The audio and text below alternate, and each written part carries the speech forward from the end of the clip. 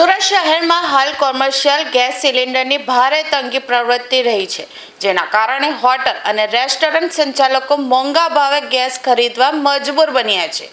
લોકોની આ લાચારી અને મજબૂરીનો લાભ ઉઠાવી સસ્તા ભાવે ગેસ સિલિન્ડર બુક કરી આપવાના બહાને છેતરપિંડી આચરતા એક ઠગને સરથાણા પોલીસે ઝડપી પાડ્યો છે. આ શખ્સ સોશિયલ મીડિયાના માધ્યમથી હોટલ માલિકોને પોતાની જાળમાં ફસાવતો હતો. છેલ્લા કેટલાક સમયથી આ પ્રકારે છેતરપિંડીની ફરિયાદ ઉઠતા સરથાણા પોલીસ એક્શનમાં આવી હતી. પોલીસે ટેકનિકલ સર્વેલન્સ અને બાતમીદારોની મદદથી આ ભેજાબાજ ઠગને દબોચી લીધો છે. પ્રાથમિક તપાસમાં બહાર આવ્યું છે કે તેણે અનેક હોટલ સંચાલકો સાથે લાખો રૂપિયાની છેતરપિંડી આચરી છે. હાલ પોલીસે આ મામલે ગુનો નોંધીને આ શખ્સે અન્ય કેટલા લોકોને શિકાર બનાવ્યો છે અને તેની સાથે અન્ય કોઈની સંડોવણી છે કે કેમ તે દિશામાં તપાસ તેજ કરી છે.